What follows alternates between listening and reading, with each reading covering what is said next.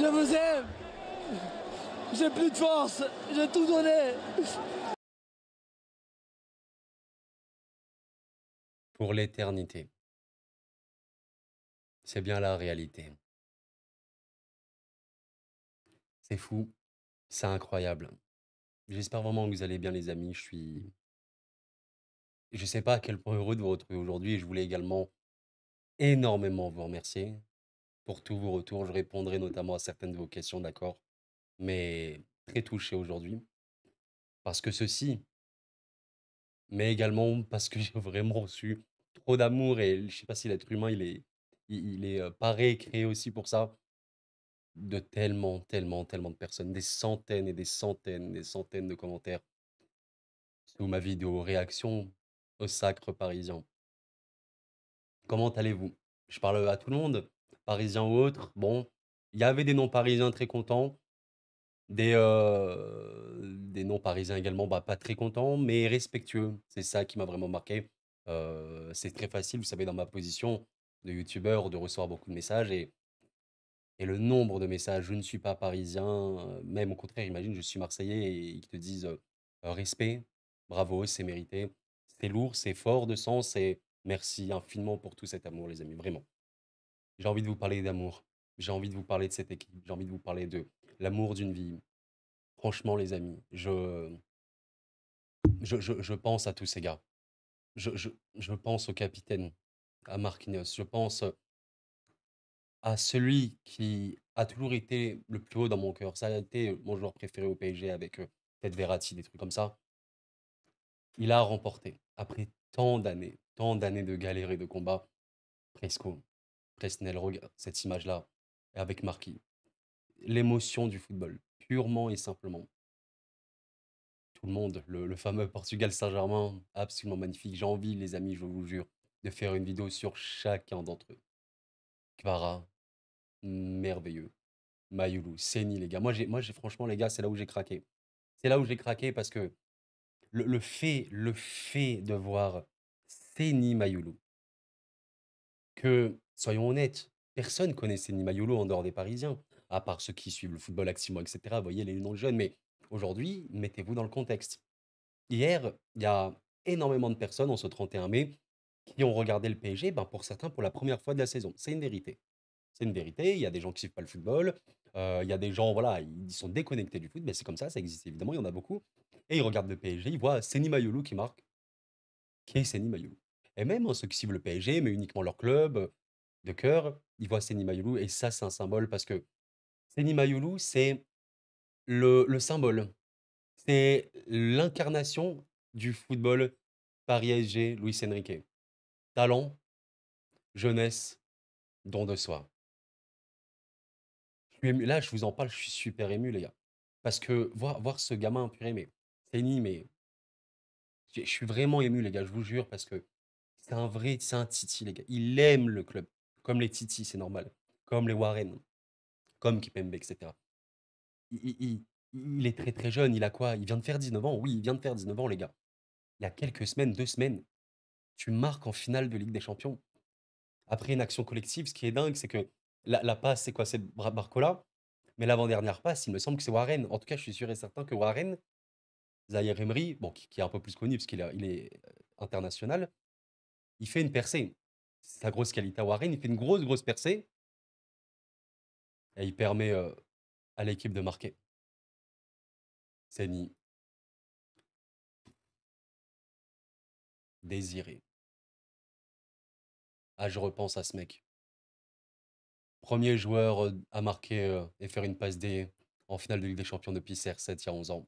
Plus jeune joueur à inscrire un doublé en finale de Ligue des Champions. Le seul joueur de l'histoire à être impliqué en trois buts, finale de Ligue des Champions. Quel génie, quel talent. À Rennes déjà, qu'est-ce qu'il était fort. Tu sentais que ce mec-là était différent. Tu sentais, tu savais que Désiré Doué était différent. Mais Désiré Doué, qui est arrivé comme un espoir du football, qui est arrivé comme quelqu'un qui devait s'acclimater au PSG. Dans un nouveau projet où certes, Luis Enrique, il est connu pour ça, il fait jouer les joueurs au mérite. La jeunesse, ça veut rien dire. Tu as 2 ans, tu joues au foot si tu es fort. Tranquille, calme, hautement professionnel. C'est quelque chose qui m'a énormément marqué. Ousmane l'avait évoqué il y a quelques mois, je pense, vers, Liverpool, vous voyez ces eaux-là. Et un journaliste lui disait: «Désiré, est vraiment incroyable et cetera. Qu'est-ce qui vous marque le plus chez lui? Qu'est-ce qui, vous frappe le plus chez Désiré Doué?» Il y a un truc qui m'a marqué, c'est qu'Ousmane dit, en premier instinctivement, sans trop réfléchir: «La meilleure chose chez Désiré, c'est son professionnalisme». Vous vous rendez compte?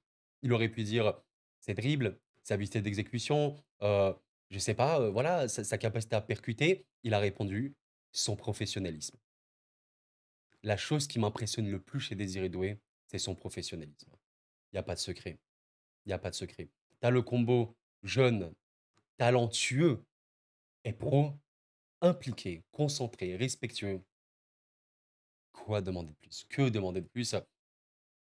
All time Désiré. À jamais, comme toute l'équipe dans la légende du Paris Saint-Germain, Luis Enrique.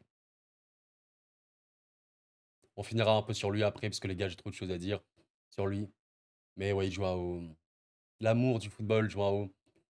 Ah, vous vous souvenez, j'ai reçu quelques messages de personnes qui m'ont dit on était là à l'époque pour ta première vidéo sur Joao Neves, parce que j'en ai fait deux ou trois. Et j'étais, ouais, c'est un joueur en fait, avec un ami à moi très proche, que je salue si tu passes par là. On parle beaucoup, beaucoup, beaucoup des jeunes joueurs notamment. Il aime beaucoup faire ça, lui. Il est un peu en mode scouting sur Football Manager. Il cherche les jeunes pépites, tu vois un petit peu le délire. Et ouais, à l'époque, on parlait de Joao Neves, probablement comme un des plus grands talents jamais formés par le foot portugais. Le plus de duels gagnés, le plus de ballons récupérés, le plus d'actions défensives tout court, si tu veux, dans cette Ligue des Champions pour lui. Un génie du football à sa manière, c'est incroyable. Pas de show. Pas de show, peut-être le joueur dont on va le moins parler, hein, mais je vous ai pris symboliquement cette image-là. Pas de show. C'est incroyable. Ram et William. Ça, c'est le genre d'histoire, les gars, c'est réel, les gars. Il porte la Ligue des Champions en tant que joueur parisien. Le, le, le symbole du football, encore une fois, je vous parlais de Mayoulou, l'incarnation du foot parisien.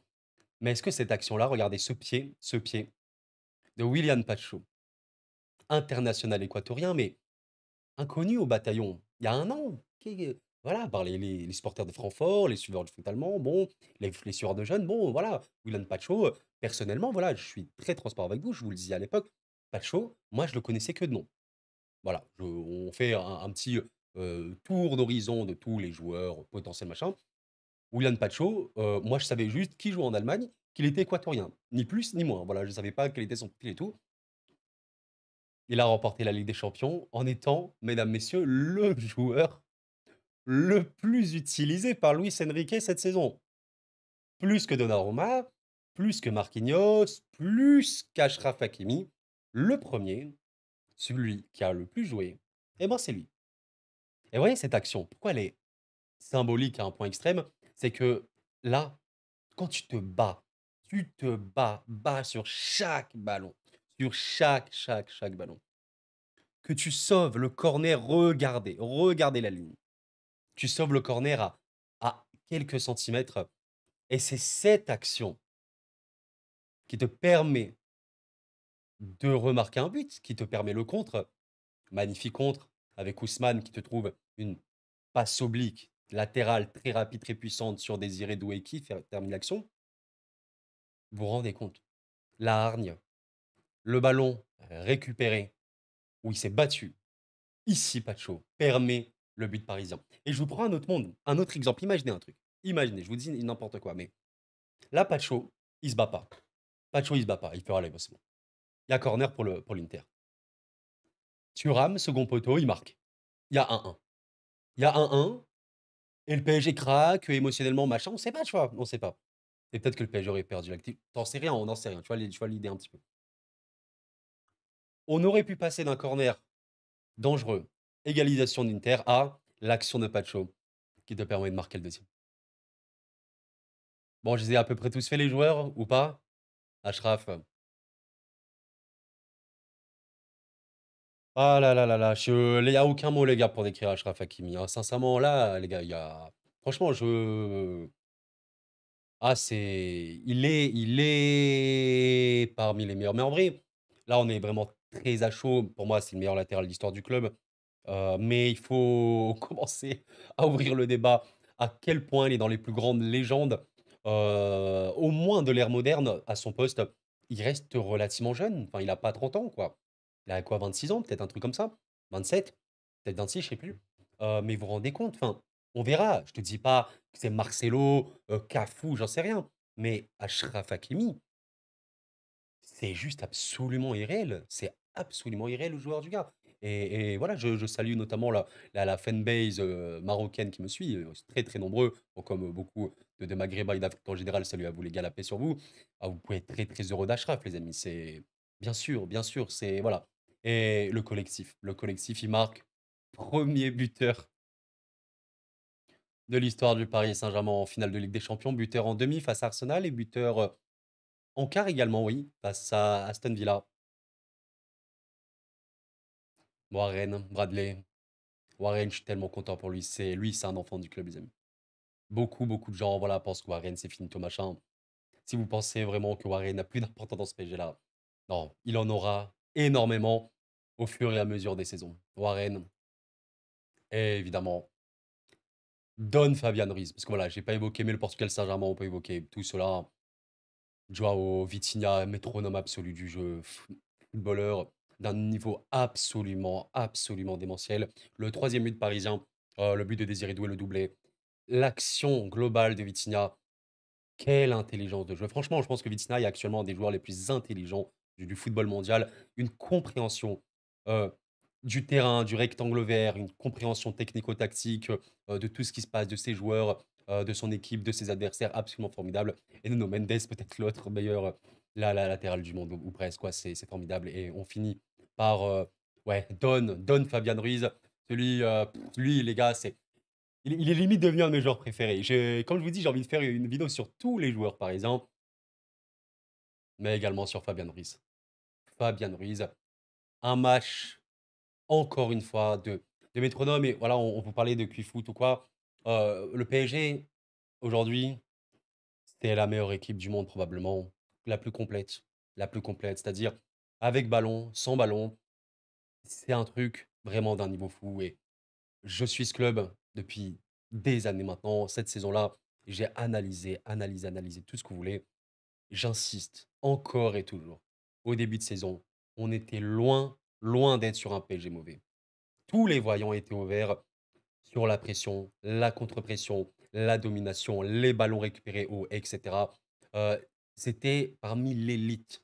Simplement, sur la seconde partie de saison, il y a eu plus de déclics, il y a eu plus de buts, il y a eu plus de réalisme, un Donnarumma bien meilleur.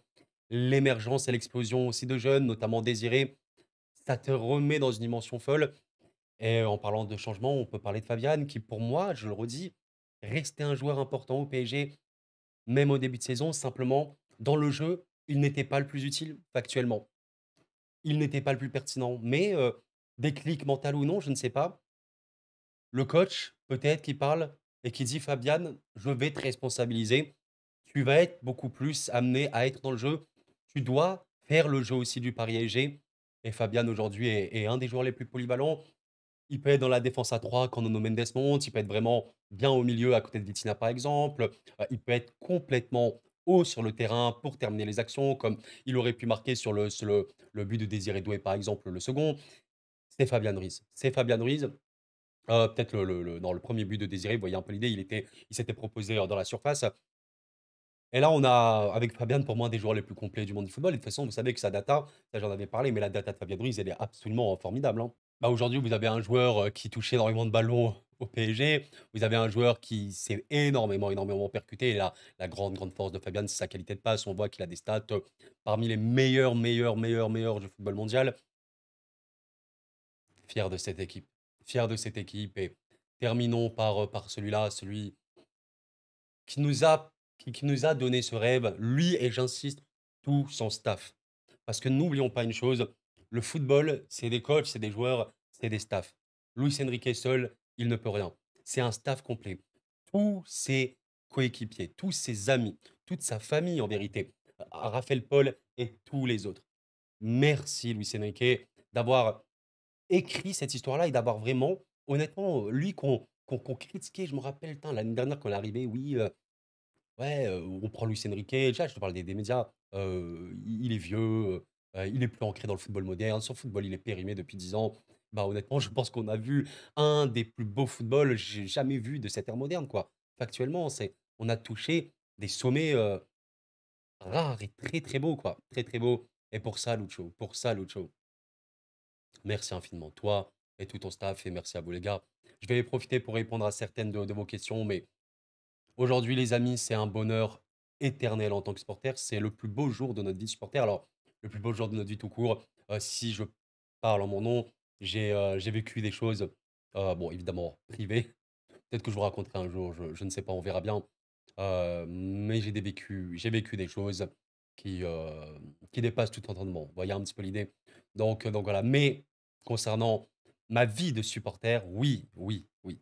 Ma vie de supporter, c'est le moment ultime. Et en fait, je suis tellement heureux de me dire: «Regardez, cette image, cette équipe est belle. Elle est belle. Elle est très, très belle». Ça va me permettre de basculer sur la les 1 questions. Et j'ai même pas évoqué Ousmane, non, je crois que j'en ai même pas évoqué. J'ai même pas évoqué Ousmane, les gars. Ousmane, bon, comme tous les autres, hein, Donnarumma et tout ce que vous voulez, hein. Mais Ousmane, taulier absolu offensif du Paris Saint-Germain.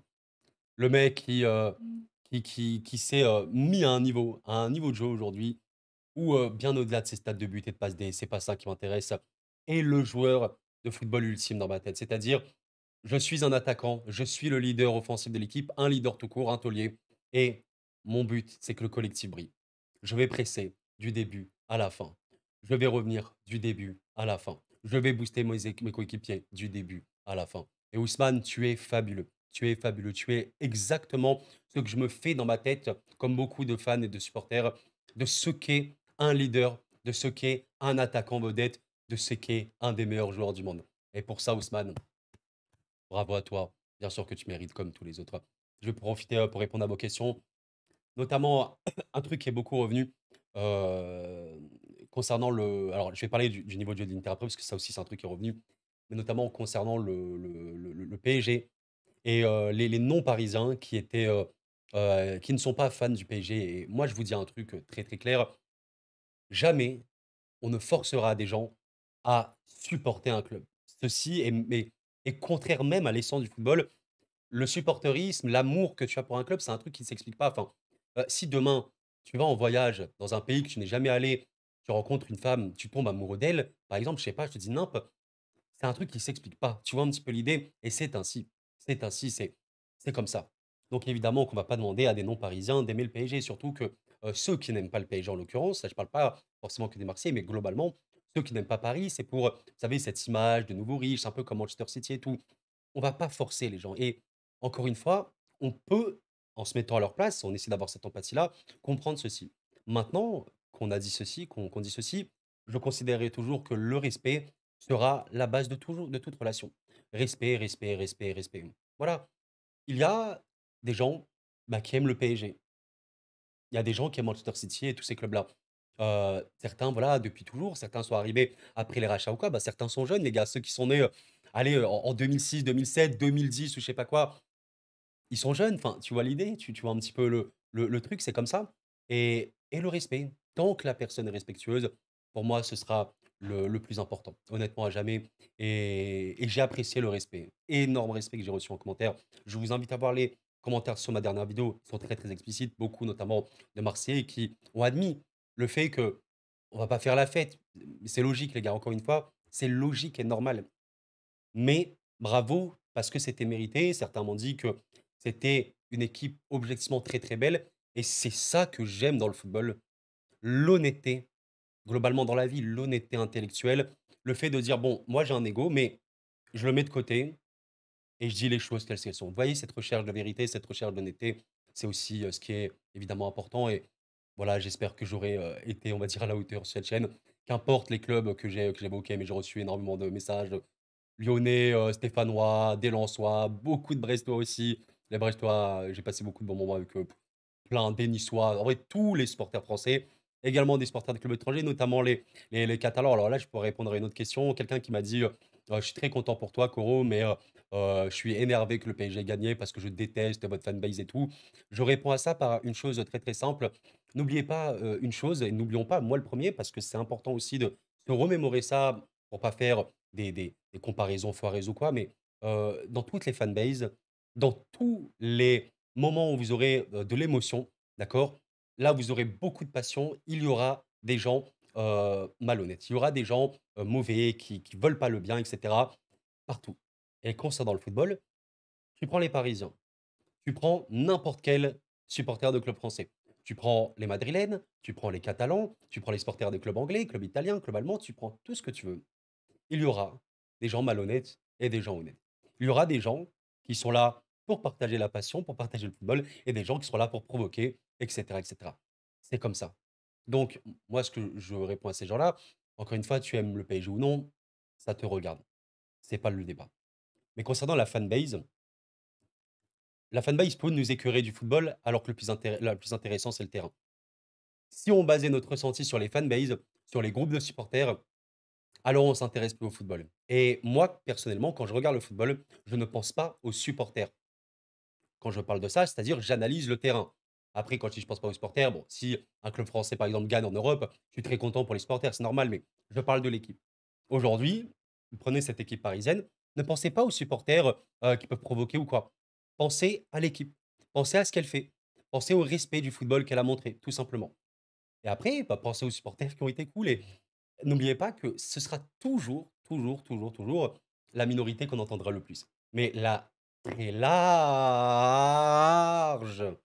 majorité des supporters veulent le bien de leur club et sont respectueux, ils n'ont aucun problème envers les autres. Voilà. Donc ça, c'est un peu le passage que je réponds vis-à-vis de la fanbase et le fait de détester un club par rapport à son groupe de supporters. Il y a de tout, partout. Le plus important, ce sera le terrain et le respect des supporters réels. Et voilà, pour vous dire, moi personnellement, je ne connais que des supporters respectueux dans la vie. Voilà, c'est sûr et certain. Et si je vois quelqu'un qui n'est pas honnête, malhonnête ou quoi, il n'y a pas lieu de débattre avec ceci. C'est comme, voilà, certains m'ont dit, oui, Koro, mais pourquoi tu réponds pas à ceux qui te disent le PSG, finito, machin, mais ça ne sert à rien, les gars. Je, encore une fois, moi, en tant que youtubeur, oui, je reçois beaucoup de messages. Toute l'année, j'ai reçu Liverpool va vous défoncer, Aston Villa va vous détruire, Arsenal va vous fumer, l'Inter va vous détruire et juste après, Liverpool, ils ont été nuls, vous avez affronté le pire Liverpool du monde, l'Inter, c'était le pire de l'histoire. Enfin, vous voulez répondre quoi à ça? Il y a pas à répondre, juste tu mets de côté et tu avances et tu fais ton dernier, tu fais ta vie, bref. Et je voudrais répondre du coup à la dernière chose qui est revenue justement par rapport au niveau de l'Inter. En fait, j'ai pas des milliards de choses à vous dire, si ce n'est que, factuellement et les matchs l'ont montré, aujourd'hui, ben, on est arrivé à un niveau où cette équipe de football a produit un football d'une qualité extrême, vraiment extrême, où cette équipe a réussi, à, comment vous dire? À écœurer et à rendre, entre guillemets, «petit» parmi les plus grandes équipes d'Europe. C'est factuel. Je ne dis pas ça par prétention, par voilà, je ne sais pas, présomption, machin, tout ce que vous voulez, mais c'est véridique et quand je pense notamment à Liverpool qui était à un niveau extrêmement élevé, notamment au Parc des Princes, ils n'ont pas existé. Ils n'ont pas existé au Parc des Princes. Ils n'ont pas existé au Parc des Princes. Normalement, une équipe a toujours des temps forts, des temps faibles. C'est comme l'Inter. L'Inter a souffert face au Bayern, a souffert, beaucoup souffert face au Barça. Ils sont passés. Pourquoi ils sont passés? On peut parler tactiquement de beaucoup de choses, mais l'Inter a toujours pu s'exprimer à un moment ou à un autre. Même si c'était un temps fort qui durait 15-20 minutes, ils avaient toujours ce temps fort qui durait 15-20 minutes. Et ils arrivaient. Et au final, même quand tu vois la data et tout machin, ouais, ils ont quand même, voilà, des stats relativement correctes. Bah, ouais, le PSG, faut croire qu'ils étaient vraiment très, très forts et factuellement, on voyait cette équipe vraiment extrêmement forte, c'est tout. Le niveau de l'Inter a été calamiteux, notamment parce que le PSG était trop fort et parfois, c'est aussi ça le football, quand vous avez l'ensemble de l'équipe qui fait les efforts de la première à la dernière seconde. Voilà, je vous parlais tout à l'heure de Kvara. Kvara, on a tous en tête son retour qu'il fait en fin de match sur Dumfries. Voilà ce qu'est le football. Cette équipe était peut-être trop forte.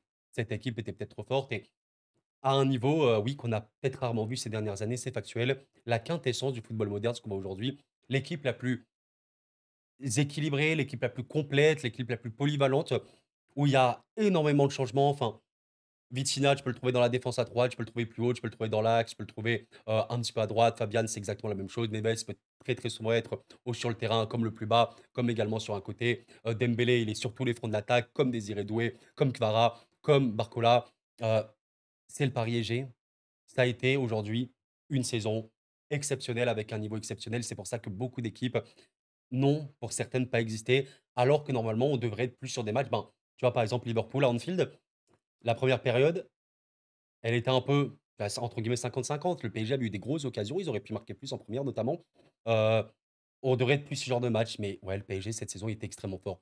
À un point, et c'est comme si aujourd'hui, ce 31 mai, le 5-0 avec beaucoup de ratés, ouais, tu te dis, c'était un match, hors norme où le PSG était vraiment, vraiment, vraiment, vraiment impliqué au-dessus, très, très, très, très au-dessus sur tous les plans du jeu. Un Inter littéralement sans solution. Alors qu'ils avaient eu des solutions, quelques solutions face au Bayern, face au Barça, avec un Sommer de qualité, qui s'était quand même pris des buts, mais ils avaient eu des solutions par moment. Face à Paris, ils n'ont pas eu de solution. Voilà, ils n'ont pas eu de solution. Et ils n'ont pas eu leur gardien à un niveau suffisant pour cette finale-là. Les amis, merci à vous. C'était waouh, un moment inoubliable que je peux partager avec vous. Vous vous rendez compte, j'ai la chance de pouvoir partager ça avec vous et ça, c'est pas juste des mots balancés comme ça, c'est un truc que je ressens fondamentalement et ancré en moi. Je partage avec des milliers de personnes une passion que j'ai, notamment le football. Aujourd'hui, je peux parler en bien de mon club de cœur, heu, qui a connu des moments très compliqués, mais en même temps, il y a des années où tu méritais pas, encore une fois, pas grand-chose. Quand tu respectes pas le football, tu ne mérites rien, tout simplement. Il y avait des moments où tu ne respectais, absolument pas l'essence même de ce sport. Ah, aujourd'hui, on est tombé amoureux, une nouvelle fois, de cette équipe et encore une fois, mes mots, finaux sont pour vous. Merci, merci, merci. Je vous laisse avec ça. On en reparlera forcément parce que, c'est vraiment le moment d'une vie. Après, on parlera d'autres choses, les gars. Moi, j'ai envie de parler, comme je vous l'ai dit depuis quelques semaines, d'autres clubs français, de mercato, du Barça. J'ai même pas encore fait le mercato idéal du Barça et cetera. Oui, je sais que certains veulent des mercato idéaux pour les clubs français. Je sais, les gars, j'aimerais bien également en faire. On verra en temps et en heure, d'accord? Il y a aucun problème là-dessus et on parlera de beaucoup de choses. Il y a la Ligue des Nations bientôt, la Coupe du monde des clubs, ça s'arrête jamais.